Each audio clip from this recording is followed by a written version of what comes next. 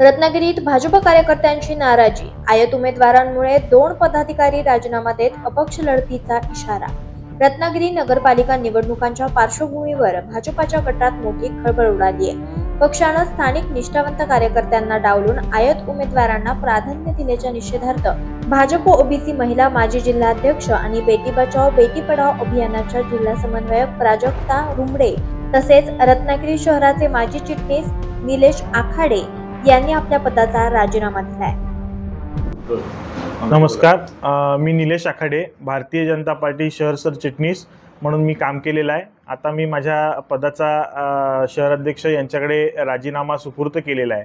आमच्या इच्छा होती की भारतीय जनता पार्टीला रत्नागिरी शहरामध्ये किमान 12 ते 15 सीट युतीमधून मिळायला पाहिजेत, परंतु मात्र 32 पैकी केवळ 6 सीट भारतीय जनता पार्टीला या ठिकाणी दिल्या गेल्या आहेत आणि कार्यकर्त्यांमध्ये याची निश्चितपणाने नाराजी आहे, खदखद आहे की एवढ्या कमी सीट एवढ्या मोठ्या राष्ट्रीय पक्षाला रत्नागिरी शहरामध्ये का दिल्या गेल्या असा एक प्रश्न भारतीय जनता पार्टीच्या प्रत्येक कार्यकर्त्याच्या मनात आहे।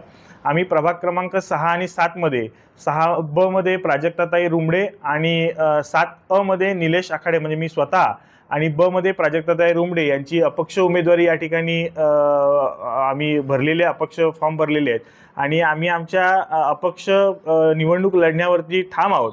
या ठिकाणी भारतीय जनता पार्टीचं ग्राउंड तयार करण्यासाठी आम्ही गेले 4 ते 5 वर्ष अनेक मेहनत घेतली आहेत, वेगवेगळे उपक्रम या ठिकाणी आम्ही राबवलेले आहेत। लोकांचे स्थानिक लेवलचे असलेले प्रश्न सोडवण्यासाठी या ठिकाणी आम्ही झटलेलो आहे, संघर्ष केलेला आहे आणि एवढं असताना देखील जर भारतीय जनता पार्टीच्या कार्यकर्त्याला हे दोन्ही प्रभाग कमळ निशाणीवर लढायला मिळाले नसतील तर आमच्यासारखं दुःख या ठिकाणी आम्हालाच आहे।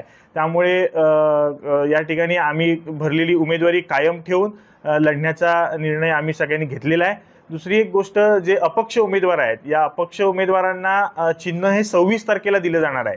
आम्ही निवडणूक आयोगाला एक पत्र देखील या ठिकाणी दिलेलं आहे आणि विनंती केली आहे की सर्वांना समान संधी सर्वांना समान न्याय या उक्तीप्रमाणे निवडणूक आयोगाने ज्याप्रमाणे पक्षाच्या उमेदवारांना लवकर चिन्ह दिले जातं कारण त्यांचं फिक्स चिन्ह असतं, त्याचप्रमाणे अपक्ष उमेदवारांना देखील लवकरात लवकर चिन्हांचं वाटप झालं पाहिजे आणि त्यांना आपलं चिन्ह सगळ्या जनतेपर्यंत पोहोचवण्यासाठी एक ठराविक वेळ मिळाला पाहिजे। 26 तारखेला चिन्ह दिल्यानंतर फक्त 4 दिवस 4000 वोटरपर्यंत पोचायचं आहे आणि हा कालावधी फार कमी असं वाटतंय। त्यामुळे आम्ही विनंती केली आहे की चिन्ह अपक्ष उमेदवारांना लवकर दिलं गेलं पाहिजे।